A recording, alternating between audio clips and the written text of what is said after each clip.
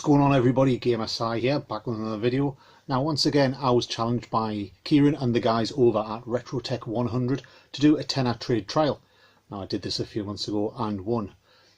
This time there's a few more guys taking part, a few more YouTubers looking to take my crown. If you've not seen it before, the idea is you are given 10 English pounds, and through buying, trading, swapping, selling as much as you can do with that £10, you try and get the best games you can, the most games you can, for £10 within 1 month. So, without much further ado, here's my pickups. Now, I started just in some charity shops around Jarrow and Hebburn, where I live, and first of all found a few games, nothing exciting, but what I did find was Crash of the Titans for the PSP for £1. Gauntlet Pinball Classics for the PSP for £1.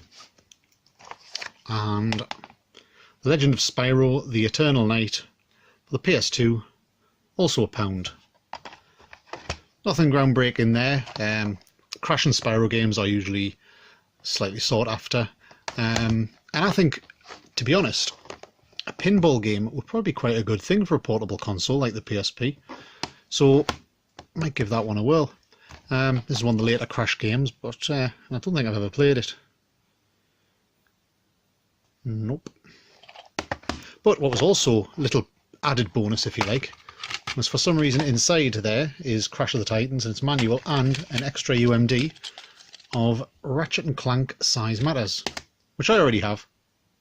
But it's an extra UMD, I'll give that away to somebody who wants it. So, yeah, that was my first pickups with a total of £3 spent.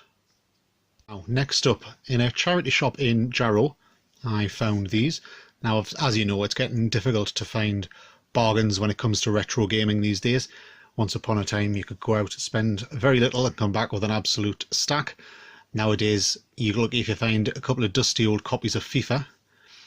But I've took a slightly different tactic here, because my local charity shop was selling DVDs and CDs, any 6 for £1. Now, this is a gaming challenge, but they also included PC games in that. So, for £1 English, I got the original StarCraft, Painkiller, which is a really nice set as well, if I can manage to show you. There we go, see, it's a 3-disc set in absolute minty mint condition. So, Painkiller, the original System Killer Crisis, which was fun to get just so I can finally say that my PC can run Crisis, and it just about can. The original Max Payne, the sequel Max Payne 2, again in a really nice cover. These are in such good condition. And then lastly, but by very means not least, the PC classic Half-Life 2. So all 6 of those came to £1. Who says there's no retro gaming bargains out there anymore? That's £1 spent, total of £4 spent altogether. Buoyed on by the success of the PC games, I went to a charity shop in Gateshead, and they had a similar deal on, although it was only 3 for £1. But I did manage to get 3 more PC games, and what I got was Rayman 2, The Great Escape, Battlefield Vietnam, and a multi-pack which has Command & Conquer Generals, Battlefield 1942, and Medal of Honor Allied Assault. So a bunch of war games anyway, which for the 33p I suppose it cost is alright. Yeah, they were worth a bit of a play. Again, in really good condition, and I've never played the PC version of Rayman, although it's quite a good game. Yeah, Cadicarus just did a decent review on the PS1 version, check it out. But yeah, 3 more games with an extra £1 of my budget. So that's £5 halfway through my budget already. Oh, I've only been to one car boot sale this month, which was the one at Gateshead Team Valley.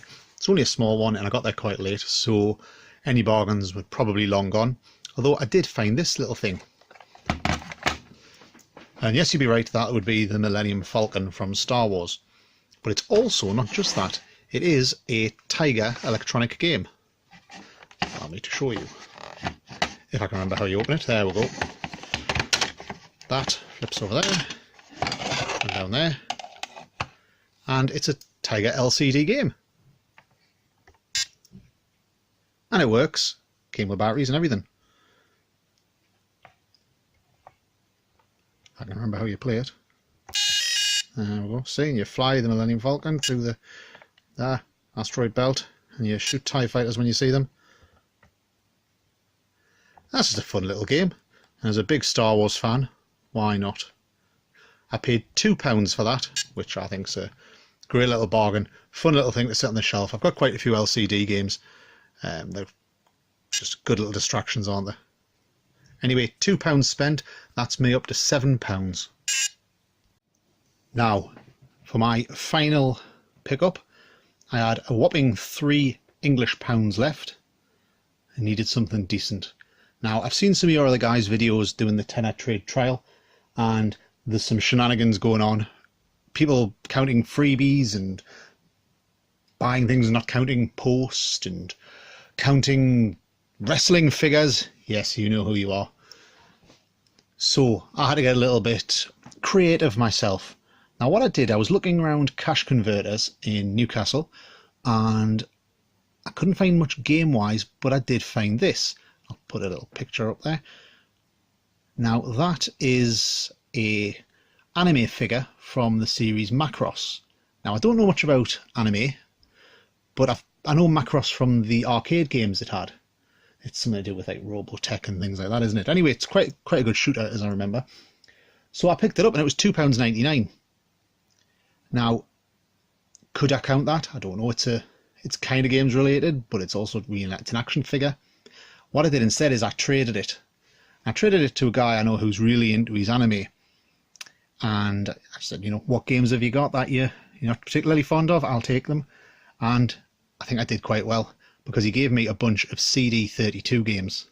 I got James Pond 2, Robocod, Deep Core, Bump and Burn. I've been playing that, it's quite good, it's like a little Mario Kart clone. Brutal Football, which I assume is the same game as Brutal Sports Football. Brutal Sports series, but for some reason on the Amiga it was just called Brutal Football. And Fire Force.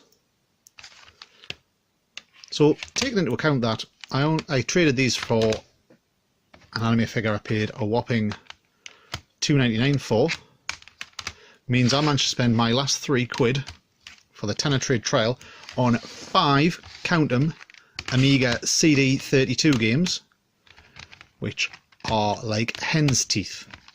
I do have an Amiga CD32, and actually I didn't have any original games for it, but I do now. So yeah, really, really pleased with that. There is my total swag, my total loot for the tenner trade trial challenge. So £10 almost exactly spent, minus about 2p. Really good fun doing it. You have to get a little bit creative, which is always a bit of a laugh. It's great seeing everyone else's videos. I'm only joking about the wrestling figures. I really enjoyed it. Hopefully we'll do this again. I'll have to get a little bit more devious once more if I'm going to hold on to my crown. Assuming I keep it this time, of course. But yeah, get yourselves over to RetroTech100, the Facebook page. There's also a YouTube channel. Join in with the tenner trade trials. How much can you get for a tenner, or whatever a tenner is in your local currency? Which probably isn't a lot because of the British pounds worth bug all at the minute. So yeah, great fun.